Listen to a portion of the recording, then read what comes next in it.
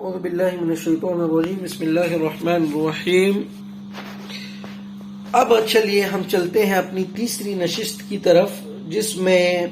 چوتھے خلیفہ راشد سیدنا علی رضی اللہ عنہ کے فضائل کا بیان اور ان پر منبروں سے لعنت کرنے کی بدعت کب اور کس نے ایجاد کی۔ تو جامع ترمذی کی حدیث میں ہے کہ سیدنا ابو حمزہ انصاری تابعی رحمۃ اللہ علیہ بیان کرتے ہیں کہ میں نے سیدنا زید بن ارقم رضی اللہ عنہ کو سنا کہ وہ فرمایا کرتے کہ پہلا شخص جو اسلام لایا وہ سیدنا علی بن ابی طالب رضی اللہ عنہ تھے۔ سیدنا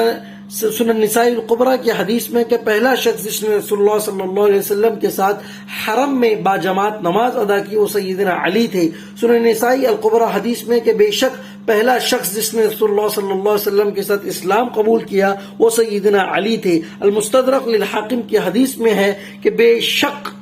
پہلا شخص جو اسلام لایا وہ سیدنا علی بن ابی طالب تھے۔ المستدرک للحاکم کی روایت میں ہے امام احمد بن حنبل رحمۃ اللہ علیہ فرماتے تھے رسول اللہ صلی اللہ علیہ وسلم کے تمام صحابہ رضی اللہ عنہم اجمعین میں سے کسی بھی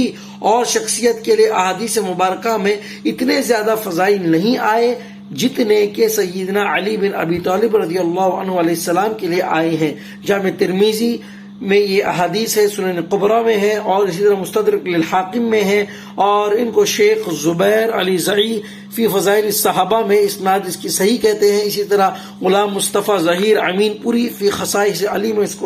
اس کی سند کو صحیح کہتے ہیں۔ اسی طرح شیخ البانی اور شیخ زبیر علی زئی اس کی اسناد کو صحیح کہتے ہیں۔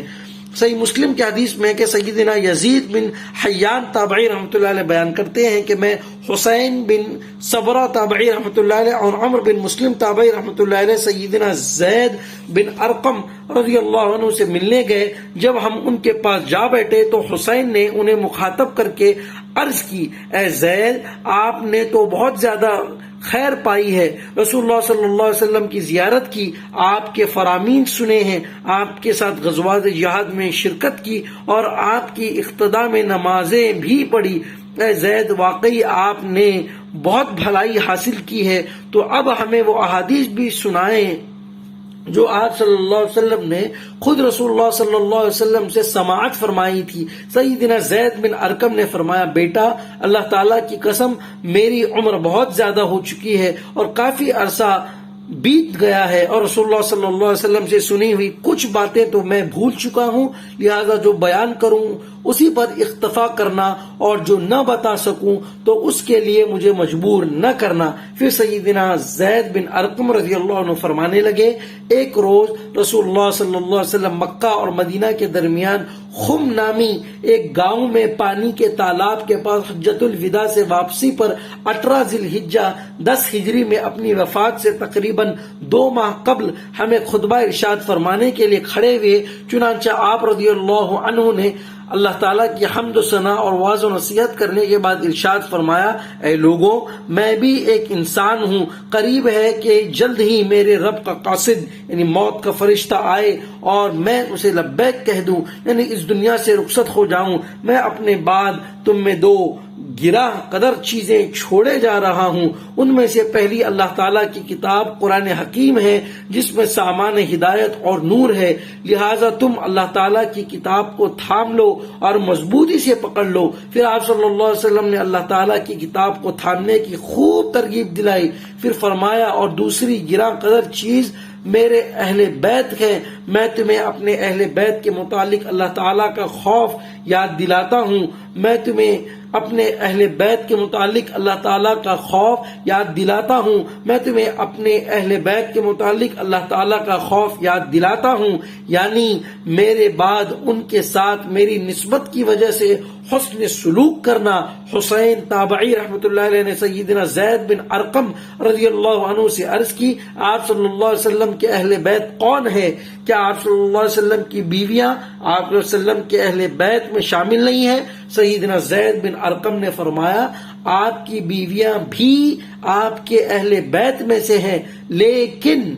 اس حدیث میں ہے اس حدیث میں آپ صلی اللہ علیہ وسلم کے اہل بیت سے مراد صرف وہ ہے جن پر آپ صلی اللہ علیہ وسلم کے بعد اللہ تعالیٰ کی طرف سے صدقہ کرنا حرام کر دیا گیا ہے۔ حسین تابعی رحمۃ اللہ علیہ نے پوچھا وہ کون سے لوگ مراد ہیں؟ سیدنا زید بن ارقم نے فرمایا وہی آل علی یعنی حضرت علی اور آپ کی اولاد، آل عقیل یعنی حضرت عقیل اور آپ کی اولاد، آل جعفر اور آل عباس۔ حسین تابعی نے پوچھا کیا ان سب پر ہی صدقہ حرام ہے؟ حضرت سیدنا زید نے فرمایا کہ ہاں، کیونکہ آل محمد اور آل محمد علیہ الصلوۃ والتسلیمات کو آپ صدقہ اور زکوٰۃ نہیں کھلا سکتے، ان کو خالصتاً آپ ہدیہ دے سکتے ہیں۔ صحیح مسلم کی حدیث میں کہ سیدنا زید بن ارقم رضی اللہ عنہ کا بیان ہے کہ رسول اللہ صلی اللہ علیہ وسلم نے ارشاد فرمایا خبردار ہو جاؤ، میں اپنے بعد تم میں دو گراں قدر چیزیں چھوڑے جا رہا ہوں، ان میں سے پہلی تو اللہ تعالیٰ کی کتاب قرآن حکیم ہے، جو اللہ تعالیٰ کی رسی ہے، جو اس کی پیروی کرے گا ہدایت پر قائم رہے گا، اور جو اسے چھوڑ دے گا وہ گمراہی میں پڑ جائے گا۔ اور اسی حدیث میں ہے کہ تابعین نے جب پوچھا کہ آپ صلی اللہ علیہ وسلم کے اہل بیت کون ہیں، کیا آپ صلی اللہ علیہ وسلم کی بیویاں ان میں ہیں، تو سیدنا زید بن ارقم رضی اللہ عنہ نے فرمایا نہیں، اللہ تعالیٰ کی قسم، بیوی تو ایک لمبا عرصہ مرد کے ساتھ رہتی ہے، پھر وہ خاوند اسے طلاق دے دیتا ہے تو وہ اپنے مائکے اور خاندان میں لوٹ جاتی ہے۔ آپ صلی اللہ علیہ وسلم کے اہل بیت تو آپ کا اصل خاندان اور دودیال والے رشتہ دار ہیں جن پر آپ کے بعد صدقہ حرام تھا۔ السنن ابن ابی عاصم کی حدیث میں ہے کہ سیدنا علی ابن ابی طالب بیان کرتے ہیں کہ رسول اللہ صلی اللہ علیہ وسلم مقام خم میں علی بن ابی طالب کا ہاتھ تھامے ہوئے خطبے کے لیے کھڑے ہوئے اور پھر ارشاد فرمایا اے لوگوں، کیا تم گواہی نہیں دیتے کہ اللہ تعالیٰ تمہارا رب ہے؟ سب نے عرض کیا کیوں نہیں، ہم گواہی دیتے ہیں۔ پھر آپ صلی اللہ علیہ وسلم نے فرمایا کیا تم اس بات کی بھی گواہی نہیں دیتے ہو کہ اللہ تعالیٰ اور اس کا رسول اللہ صلی اللہ علیہ وسلم تمہاری اپنی جان سے بڑھ کر تم پر حق رکھتے ہیں؟ تمام صحابہ کرام نے عرض کیا کیوں نہیں، ہم گواہی دیتے ہیں کہ آپ صلی اللہ علیہ وسلم نے فرمایا اور یہ کہ اللہ تعالیٰ اور اس کا رسول صلی اللہ علیہ وسلم تمہیں سب سے بڑھ کر محبوب ہے۔ تمام صحابہ نے عرض کیا کیوں نہیں، بے شک ایسا ہی ہے۔ پھر آپ صلی اللہ علیہ وسلم نے ارشاد فرمایا تو پھر سن لو کہ جس کا مولا دلی محبوب میں ہوں تو اس کا مولا دلی محبوب یہ علی بھی ہے۔ سنن نسائی الکبریٰ کی حدیث میں کہ سیدنا ابو طفیل عامر بن واثلہ رضی اللہ عنہ بیان فرماتے ہیں کہ سیدنا علی بن ابی طالب رضی اللہ عنہ نے جنگ صفین کے موقع پر لوگوں کو ایک کھلی جگہ میں اکٹھا کیا اور پھر ان سے فرمایا میں اللہ تعالیٰ کا واسطہ دے کر اس شخص سے پوچھتا ہوں کہ جس نے غدیر خم میں رسول اللہ صلی اللہ علیہ وسلم کو یہ فرماتے ہوئے سنا تھا، اس موقع پر کئی صحابہ اٹھ کھڑے ہوئے جنہوں نے گواہی دی کہ رسول اللہ صلی اللہ علیہ وسلم نے غدیر خم کے دن فرمایا تھا کہ تم جانتے ہو کہ میں مومنین پر ان کی ذات سے بڑھ کر حق رکھتا ہوں۔ یہ فرماتے ہوئے آپ سیدنا علی بن ابی طالب کا ہاتھ تھامے کھڑے تھے۔ پھر رسول اللہ صلی اللہ علیہ وسلم نے ارشاد فرمایا جس کا مولا دلی محبوب میں ہوں اسی کا مولا دلی محبوب علی ہے۔ اے اللہ تعالیٰ جو اس یعنی سیدنا علی سے محبت رکھے تو بھی اس سے محبت فرما، اور جو بھی اس سیدنا علی سے دشمنی رکھے تو بھی اس سے دشمنی کر۔ سیدنا ابو طفیل عامر بن واثلہ بیان فرماتے ہیں کہ میں یہ گفتگو سن کر وہاں سے نکلا تو میرے دل میں اس گفتگو کے بارے میں کچھ شک باقی تھا، چنانچہ میں سیدنا زید بن ارقم رضی اللہ عنہ سے جو سابقون الاولون صحابہ میں سے تھے ملا اور انہیں ساری بات اور اشکال سنایا تو انہوں نے فرمایا تمہیں کس بات پر شک ہے، یہ سب کچھ تو خود میں نے بھی رسول اللہ صلی اللہ علیہ وسلم سے سن رکھا ہے۔ جامع ترمذی کی حدیث میں ہے کہ سیدنا زید بن ارقم نے رسول اللہ صلی اللہ علیہ وسلم سے بیان کیا کہ آپ صلی اللہ علیہ وسلم نے ارشاد فرمایا جس کا مولا دلی دلی محبوب میں ہوں، اسی کا مولا دلی محبوب علی ہے۔ امام ترمذی رحمۃ اللہ علیہ فرماتے ہیں کہ یہ حدیث حسن صحیح ہے۔ مسند احمد کی حدیث میں ہے کہ سیدنا ابو طفیل عامر بن واصلہ رضی اللہ عنہ، جنہوں نے صحابہ کرام میں سب سے آخر میں 110 ہجری میں وفات پائی، بیان فرماتے ہیں کہ سیدنا علی بن ابی طالب نے لوگوں کو ایک کھلی جگہ میں اکٹھا کیا اور پھر ان سے فرمایا، میں اللہ تعالیٰ کا واسطہ دے کر ہر اس شخص سے پوچھتا ہوں کہ جس نے غدیر خم میں رسول اللہ صلی اللہ علیہ وسلم کا فرمان سنا تو وہ اٹھ کر بتائے۔ اس پر 30 افراد اٹھ کھڑے ہوئے اور انہوں نے گواہی دی۔ پھر آگے اس حدیث میں بھی آخر تک وہی الفاظ ہیں جو اوپر سنن نسائی اور قبرہ کی حدیث میں گزر چکے ہیں۔ المستدرک للحاکم کی حدیث میں ہے، سیدنا زید بن ارقم رضی اللہ عنہ نے رسول اللہ صلی اللہ علیہ وسلم سے بیان کیا کہ آپ صلی اللہ علیہ وسلم نے ارشاد فرمایا، میں تم میں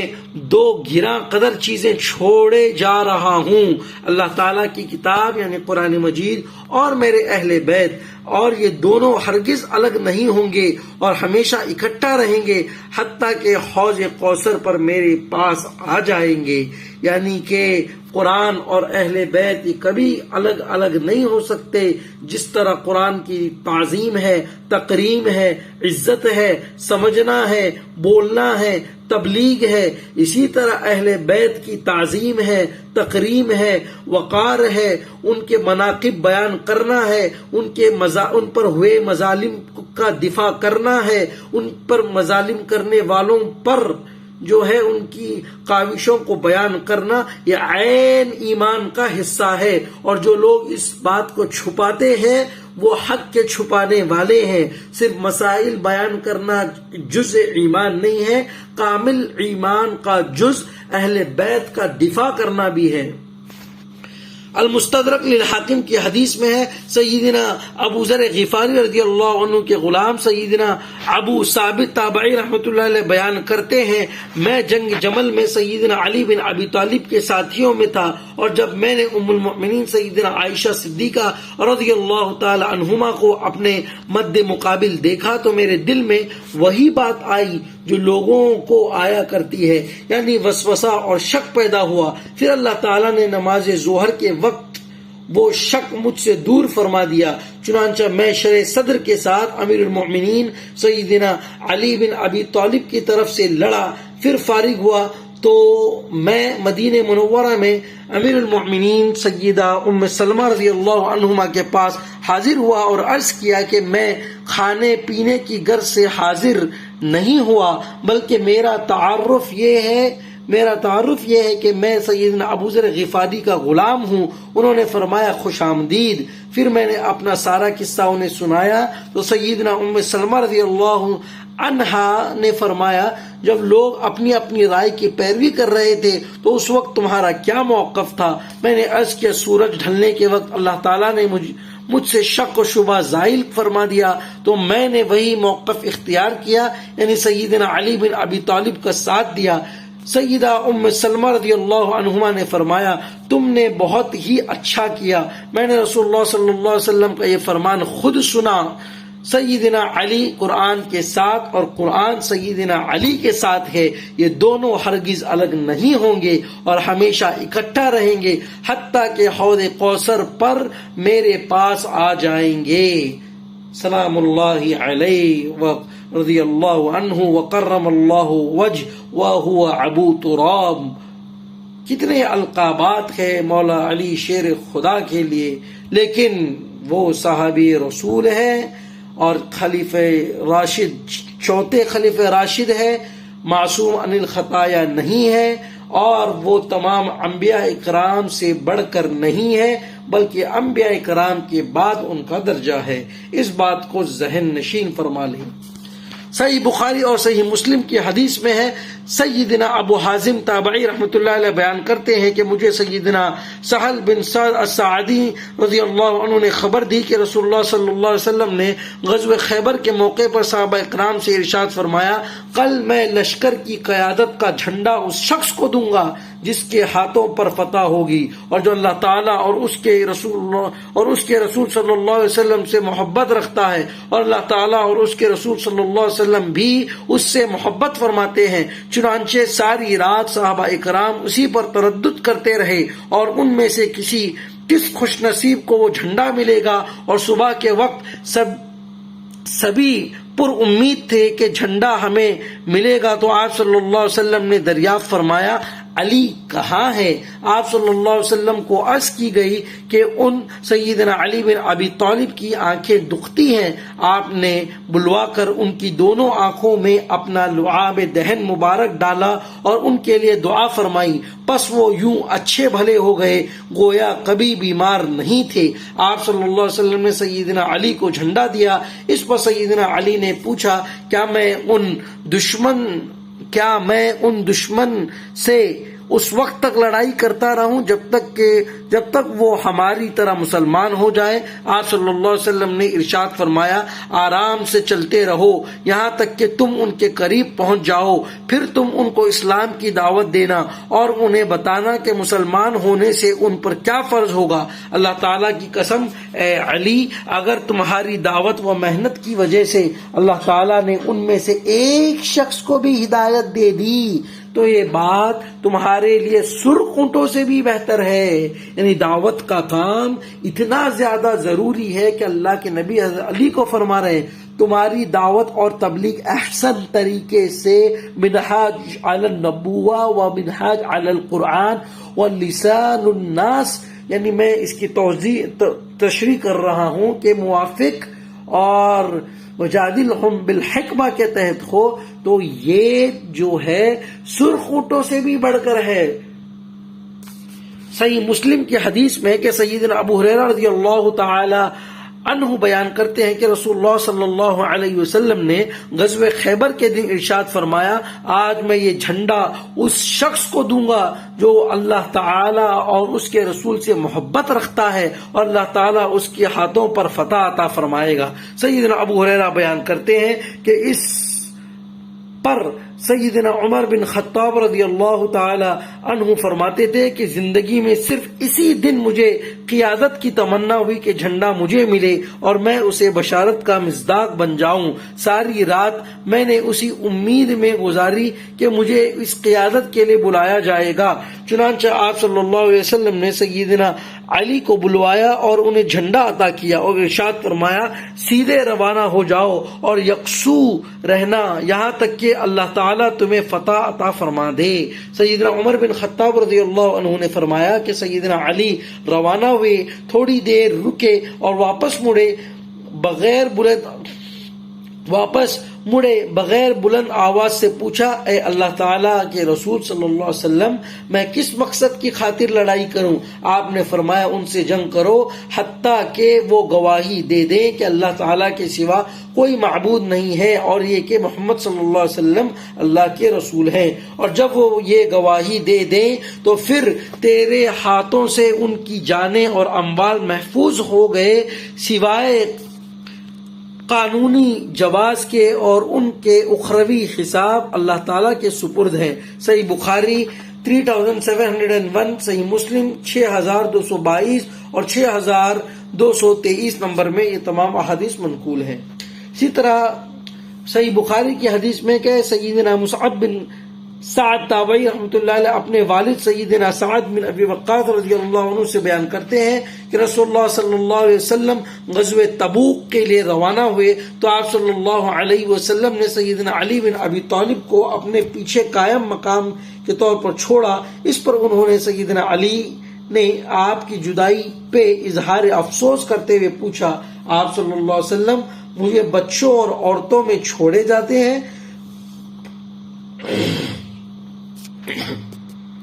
تو آپ صلی اللہ علیہ وسلم نے ارشاد فرمایا اے علی کیا تم اس بات پر خوش نہیں کہ تمہارا مجھ سے وہی رشتہ ہے جو ہارون کا موسیٰ سے تھا، یعنی جیسا کہ کوہ طور پر جاتے وقت سیدنا موسیٰ نے سیدنا ہارون کو بنی اسرائیل پر اپنا قائم مقام بنایا تھا، ویسے ہی میں بھی تبوک پہ جاتے وقت تمہیں اپنا قائم مقام بنا کر جا رہا ہوں۔ صحیح مسلم کی حدیث میں ہے، سیدنا سعد بن ابی وقاص رضی اللہ عنہ بیان کرتے ہیں کہ رسول اللہ صلی اللہ علیہ وسلم نے فرمایا، اے علی، تیری مجھ سے وہی نسبت ہے جو ہارون علیہ السلام کو موسیٰ علیہ السلام سے تھی، سوائے اس کے کہ میرے بعد کوئی نبی نہیں ہوگا۔ سیدنا سعید تابعی رحمۃ اللہ علیہ کہتے ہیں کہ میرا دل چاہے کہ میں براہ راست یہ حدیث سیدنا سعد بن ابی وقاص سے سنوں، چنانچہ میں سیدنا سعد بن ابی وقاص سے ملا اور انہیں اسی طرح کی حدیث سنائی جو میں نے ان کے بیٹے سیدنا عامر بن سعد تابعی رحمۃ اللہ علیہ سے سنی تھی۔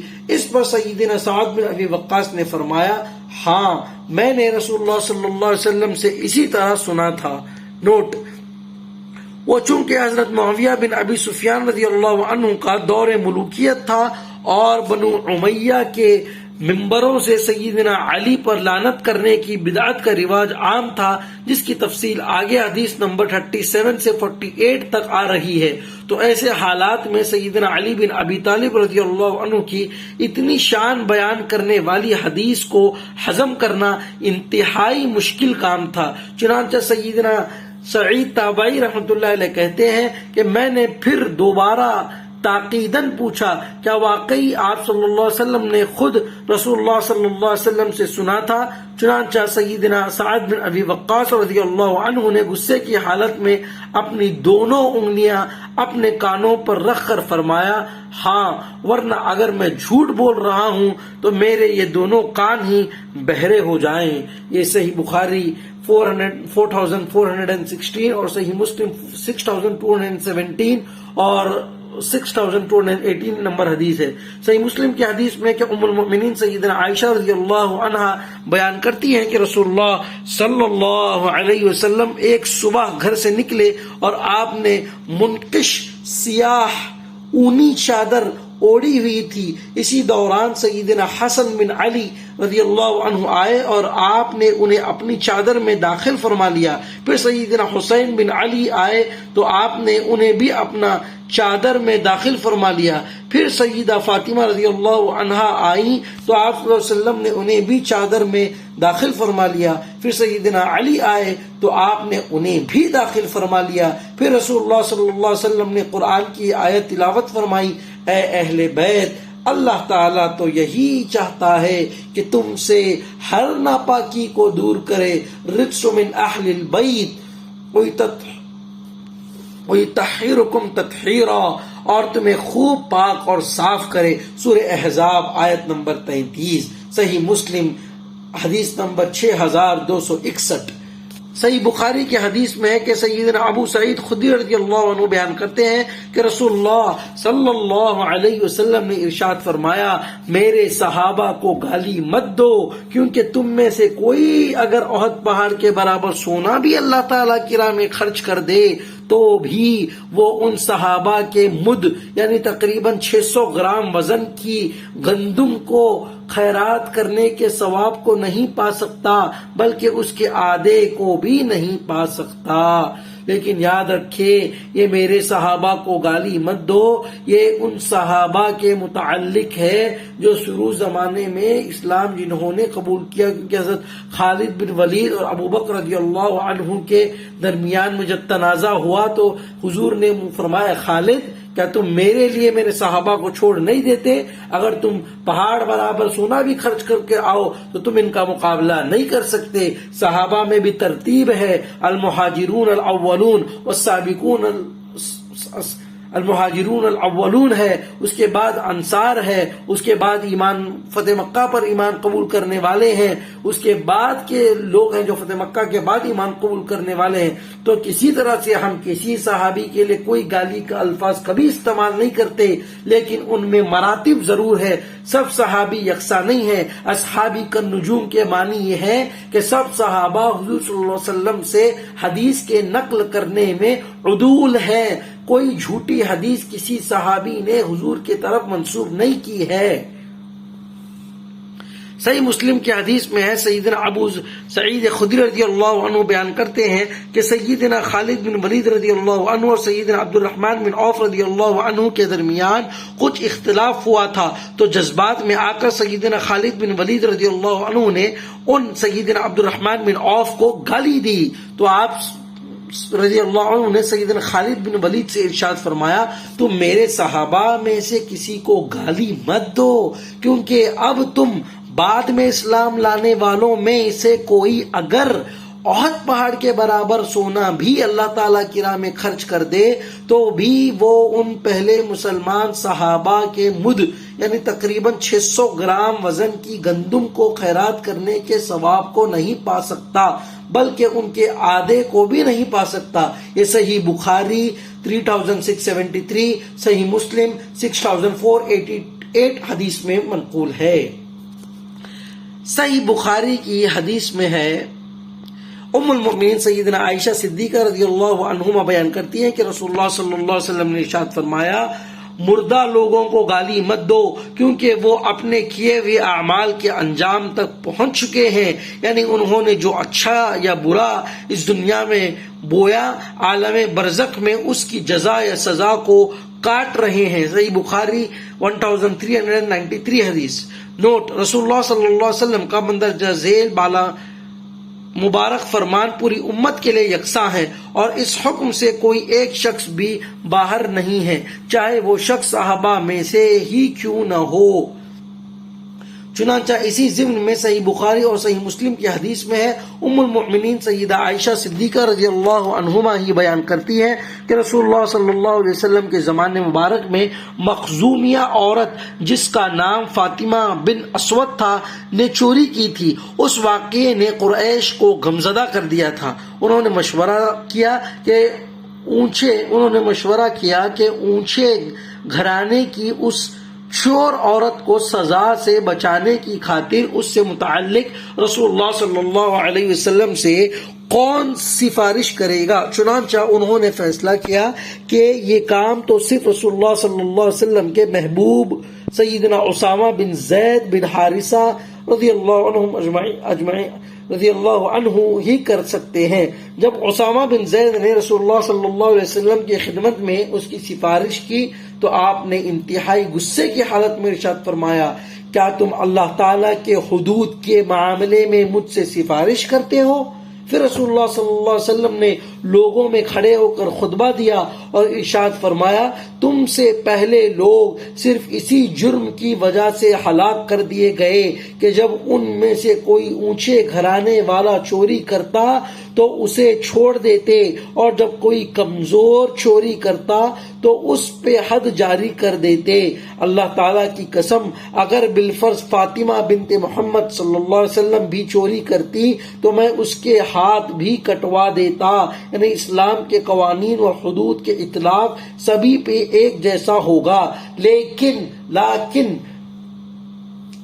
حدود کسی پر قائم کرنے کے لیے وہ شخص اس جرم میں مبتلا ہونا ضروری ہے۔ جبراً اس کو اس جرم میں شامل کیا جائے تو اس پر حدود لاگو نہیں ہوتے، چاہے وہ چوری کا معاملہ ہو، چاہے وہ لواطت کا معاملہ ہو، چاہے وہ زنا بالجبر ہو، چاہے وہ کوئی دوسرا معاملہ ہو۔ اس کو مجبور کیا جائے یا پھر اس کے معلومات کے بغیر وہ چیز اس کے ساتھ کی جائے، یا پھر اس کو بے ہوش کر کے اس کے ساتھ کیا جائے، یا نابالغیت میں اس کے ساتھ وہ واقعہ پیش آ جائے، یا مکمل طور پر وہ چیز واقع نہ بھی ہو اور اس کو مکمل طور پر بتایا جا رہا ہو، جھوٹے گواہوں کو خریدا کر، یا پھر گواہی اس طور پہ دی جا رہی ہو کہ حقانیت کا آدھا عکس بتایا جا رہا ہو اور حقانیت کا آدھا عکس چھپایا جا رہا ہو، تو اب حدود اس پر لاگو نہیں ہوں گے۔ اللہ کی احکام اور حدود کا یہ مذاق ہے کہ اللہ کے حدود اور احکامات کو آدھے گواہوں کی گواہی پر اور مجبوری کا فائدہ اٹھا کر اور غلط گواہوں کی گواہی یا آدھی گواہی سے اس پر حد قائم کرنے کی کوشش کی جا رہی ہو تو یہ اللہ کے حدود کا مذاق ہے، اور تلک حدود اللہ، اللہ کہتا ہے کہ اللہ کے حدود ہے، ولا اور ان حدود سے تجاوز نہ کیا کرو، لیکن اس سے مذاق اڑانا بھی اللہ کے حدود کا، اللہ کی شریعت کا، یہ ٹھیک بات نہیں ہے، یہ ایمان اپنا جانے کی سے خطرہ بنا ہوتا ہے۔ جامع ترمذی کی حدیث میں کہ سیدنا سالم بن عبداللہ بن عمر تابعی رحمۃ اللہ علیہ بیان کرتے ہیں کہ میں نے اہل شام میں سے ایک شخص کو سنا کہ وہ عمرے کو حج کے ساتھ ملانے کے حوالے سے میرے والد محترم سیدنا عبداللہ بن عمر رضی اللہ عنہ سے سوال کر رہا تھا، یعنی حج تمتع جائز ہے کہ نہیں؟ تو سیدنا عبداللہ بن عمر نے فرمایا ہاں، ایسا کرنا بالکل حلال ہے۔ اس پر اس شامی نے عرض کی کہ آپ کے والد امیر المؤمنین سیدنا عمر بن خطاب رضی اللہ عنہ تو اس حج تمتع سے منع فرماتے تھے۔ اس کی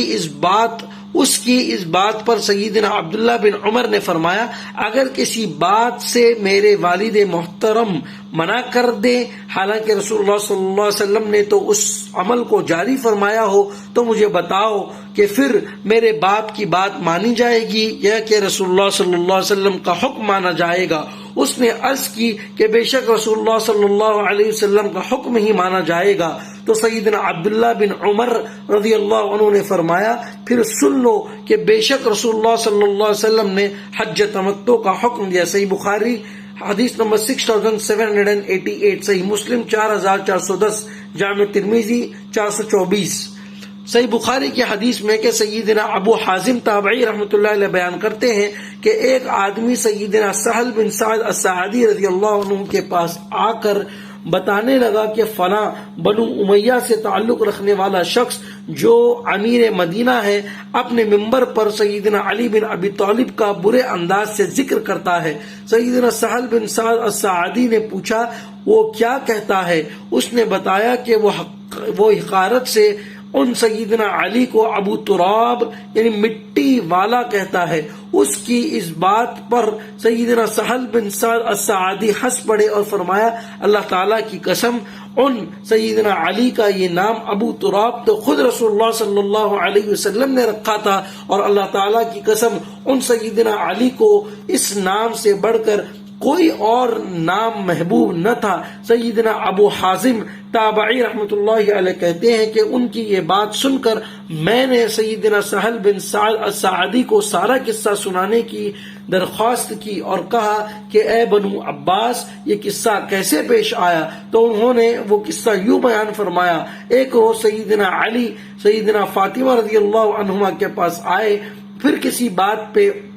ان سے ناراض ہو کر گھر سے باہر نکل گئے اور مسجد میں جا کر لیٹ گئے۔ رسول اللہ صلی اللہ علیہ وسلم نے سیدہ فاطمہ سے پوچھا تمہارا چچا زاد بھائی یعنی سیدنا علی کہاں ہیں؟ انہوں نے عرض کیا کہ مسجد میں ہیں۔ چنانچہ آپ صلی اللہ علیہ وسلم ان کے پاس مسجد میں تشریف لائے تو دیکھا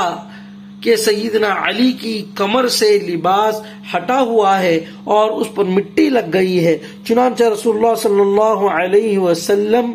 خود اپنے مبارک ہاتھوں سے سیدنا علی کے کمرے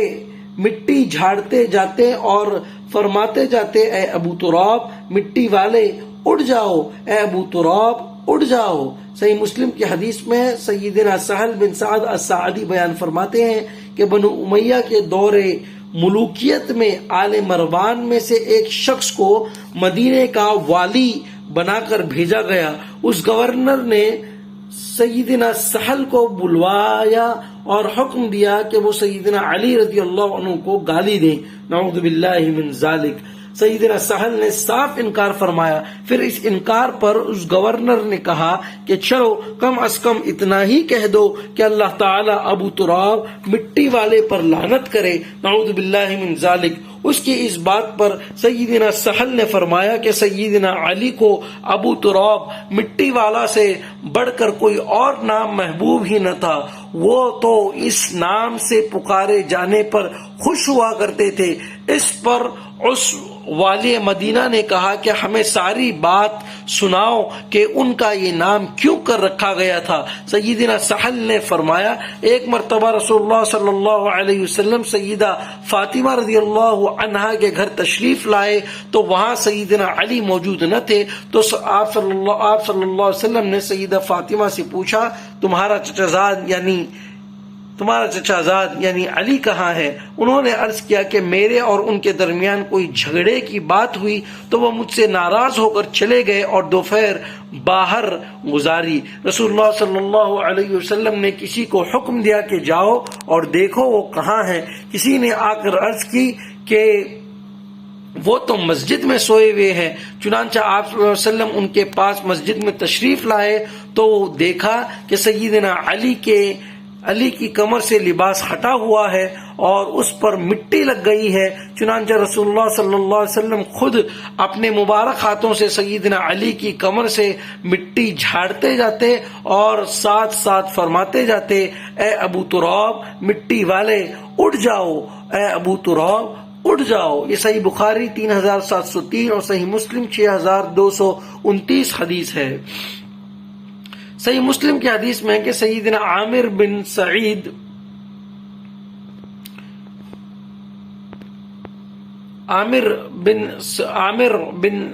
بن ابی وقاص تابعی رحمۃ اللہ علیہ اپنے والد سیدنا سعد بن ابی وقاص سے بیان کرتے ہیں کہ حضرت معاویہ بن ابی سفیان نے سیدنا سعد بن ابی وقاص کو حکم دیا تو انہوں نے صاف انکار فرما دیا۔ پس حضرت معاویہ نے ان سے پوچھا کہ آپ صلی اللہ علیہ وسلم کو ابو تراب سیدنا علی بن ابی طالب کو گالی دینے سے کس بات نے روک رکھا ہے؟ سیدنا سعد بن ابی وقاص نے جواب میں فرمایا میں ہرگز انہیں کبھی بھی گالی نہیں دوں گا، کیونکہ 3 باتیں بہت ہی زیادہ فضیلت والی ایسی ہے جو سیدنا علی رضی اللہ عنہ کے لیے رسول اللہ صلی اللہ علیہ وسلم نے خود ارشاد فرمائی تھی، اور اگر ان 3 باتوں میں سے مجھے ایک بھی مل جاتی تو وہ فضل مجھے سرخ اونٹوں کے مل جانے سے بھی بہتر ہوتا۔ پہلی فضیلت سیدنا علی کے لیے یہ ہے کہ میں نے رسول اللہ صلی اللہ علیہ وسلم کو سنا کہ آپ صلی اللہ علیہ وسلم نے جب کسی غزوہ تبوک میں سیدنا علی کو پیچھے چھوڑا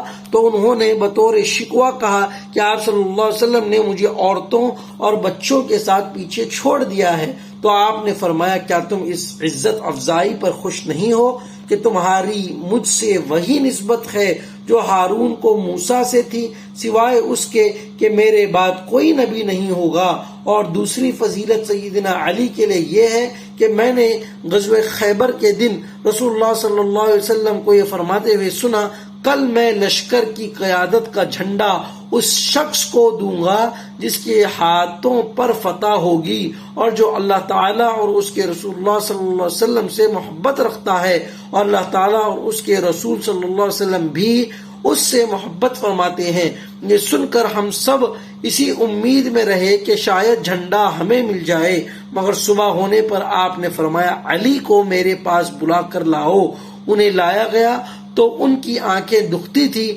پس آپ نے ان کی آنکھوں میں اپنا لعاب دہن مبارک لگایا اور جھنڈا انہیں دے دیا، پھر ان کے ہاتھوں پر فتح حاصل ہوئی۔ اور تیسری فضیلت سیدنا علی کے لیے یہ ہے کہ جب عیسائی پادریوں کو مباہلے کا چیلنج دینے کے لیے قرآن کی آیت مبارکہ نازل ہوئی، اے پیغمبر صلی اللہ علیہ وسلم فرما دیں کہ آؤ ہم اپنے بیٹوں اور تمہارے بیٹوں کو بلا لیتے ہیں اور اپنی عورتوں کو بھی اور تمہاری عورتوں کو بھی اور اپنے آپ کو بھی اور تمہیں بھی، اور پھر بڑی عاجزی سے اللہ تعالیٰ کے حضور التجا کریں، پھر لعنت بھیجیں اللہ تعالیٰ کی جھوٹوں پر۔ یہ آل عمران آیت نمبر 61 ہے، یعنی کہ جو لوگ جھوٹی بات کر رہے تھے ان پر ہم لعنت بھیجے۔ یہ اللہ کے نبی صلی اللہ علیہ وسلم نے اس میں اپنے گھر والوں میں اپنی عورتوں میں حضرت فاطمہ اور ان کی اولاد اور حضرت علی کو بلایا اور جھوٹوں پر اللہ کی لعنت ہو، اس طرح اللہ کے نبی نے عمل کیا۔ رسول اللہ صلی اللہ علیہ وسلم نے سیدنا علی، سیدنا فاطمہ رضی اللہ عنہا، سیدنا حسن اور سیدنا حسین کو بلایا اور پھر یوں عرض کیا، اے اللہ تعالیٰ یہ میرے اہل بیت ہیں، سنن نسائی الکبریٰ کی حدیث میں ہے، حضرت معاویہ بن ابی سفیان نے سیدنا سعد بن ابی وقاص سے پوچھا کہ آپ صلی اللہ علیہ وسلم کو ابو تراب سیدنا علی بن ابی طالب کو گالی دینے سے کس بات نے روک رکھا ہے؟ سیدنا سعد نے جواب میں فرمایا، جب تک 3 باتیں بہت ہی زیادہ فضیلت والی جو سیدنا علی بن ابی طالب کے لیے رسول اللہ صلی اللہ علیہ وسلم نے خود ارشاد فرمائی تھی مجھے یاد رہیں گی، اس وقت تک میں سیدنا علی کو گالی نہیں دوں گا۔ ان 3 باتوں میں سے مجھے ایک بات بھی مل جائے تو وہ مجھے سرخ اونٹوں سے زیادہ محبوب ہوتی ہے۔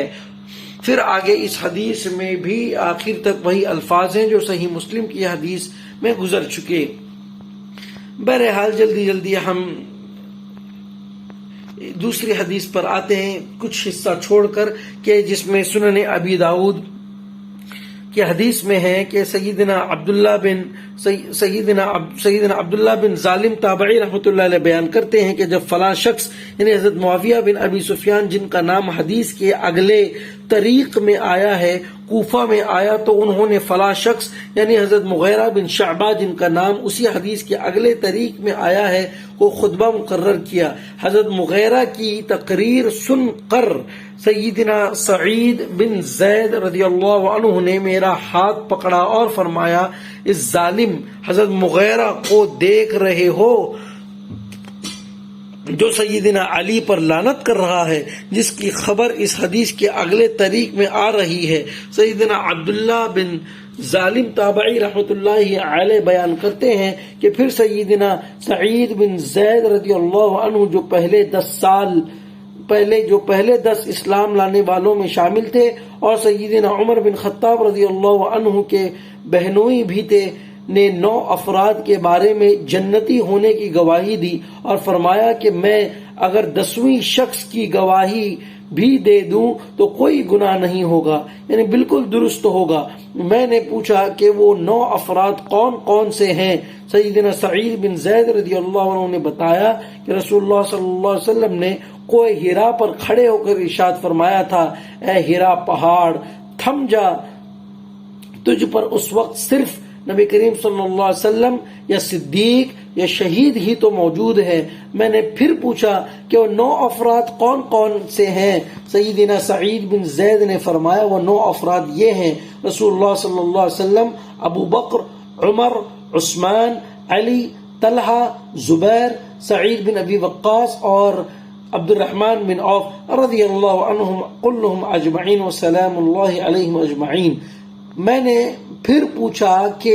اور 10واں شخص کون ہے؟ تو سیدنا سعید بن زید تھوڑی دیر عاجزی کے باعث خاموش رہے، پھر فرمایا وہ 10واں شخص میں ہوں۔ نوٹ: اسی حدیث سے ایک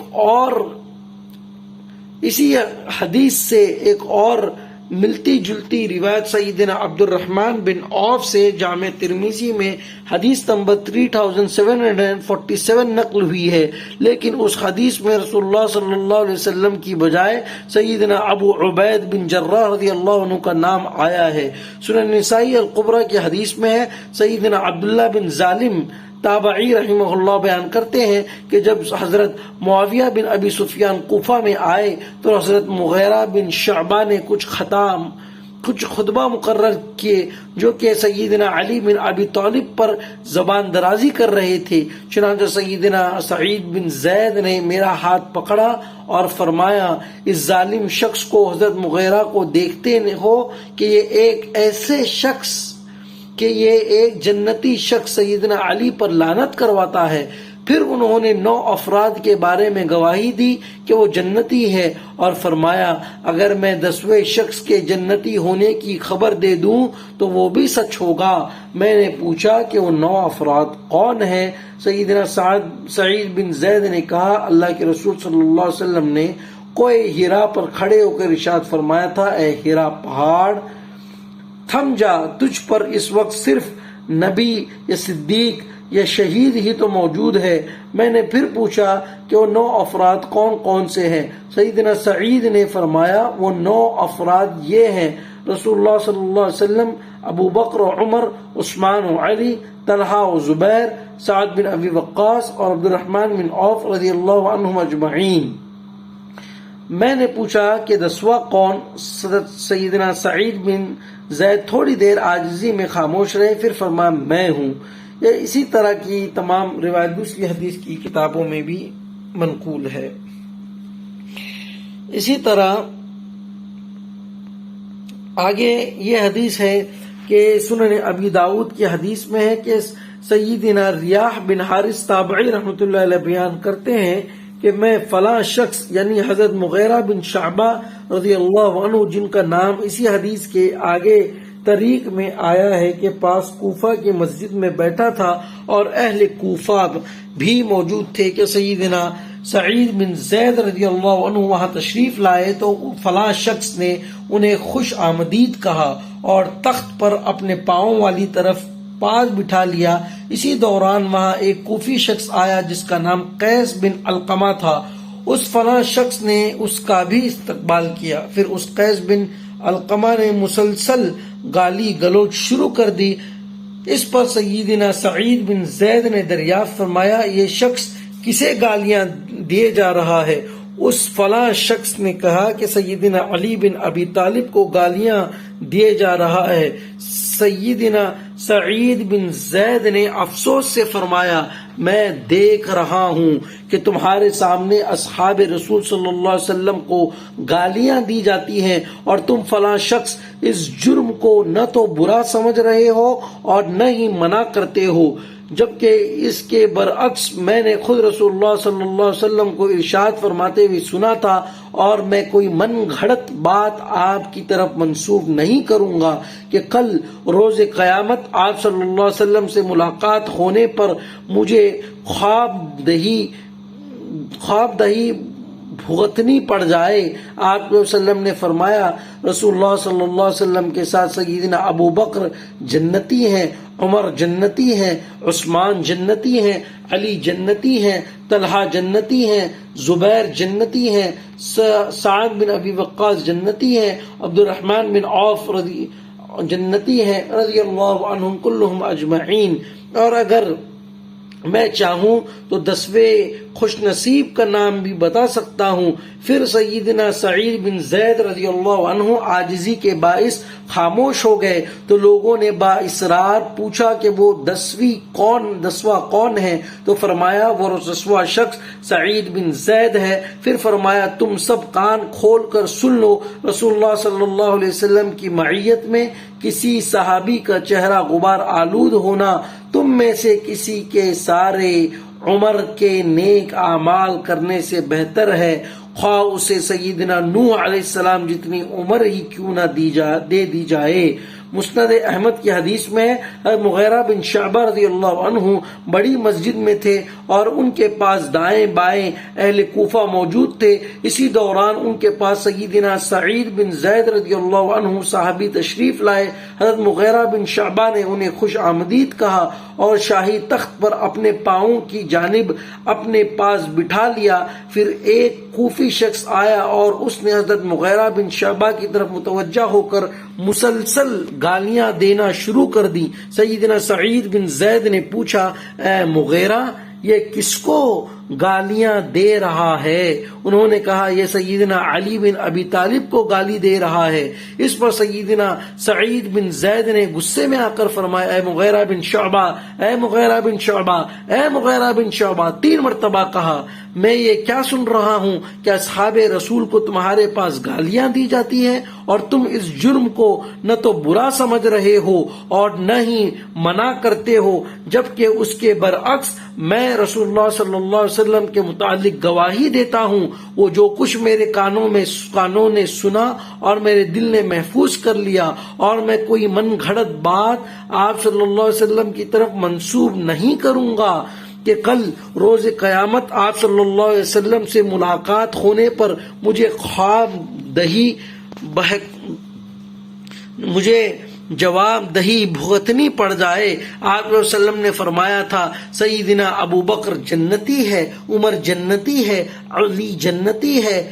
عثمان جنتی ہے، طلحہ جنتی ہے، زبیر جنتی ہے، سعد بن ابی وقاص جنتی ہے، سیدنا عبد الرحمن بن عوف جنتی ہے رضی اللہ عنہم اجمعین وسلام اللہ علیہم اجمعین۔ دیکھیں اس حدیث میں کس طرح کہا جا رہا ہے کہ ان بڑے بڑے صحابہ کو گالیاں دی جاتی تھی، حتیٰ کہ اللہ کے نبی کا ارشاد لا تسبوا اصحابی، میرے اصحاب کو برا بھلا مت کہو، یہ جمعہ کے خطبوں میں ہم سنتے ہیں، اور یہاں پر اصحاب رسول، داماد رسول، اور جس کا گھر نبی کے گھر کے سامنے ہوگا، جس کو ابو تراب کا لقب دیا گیا، جو حسنین کے والد ہو، فاطمہ کے شوہر ہو، حضور کے چچا کے بیٹے ہوں، انہیں اتنی ساری نسبتوں کے باوجود گالی گلوچ کی جا رہی ہو۔ اور ایک اور حدیث بھی ہے سباب المسلم فسوق، مسلمان کو گالی دینا بڑا بھاری گناہ ہے، اور ایک نواں مسلمان بھی جنتی ہے اگر میں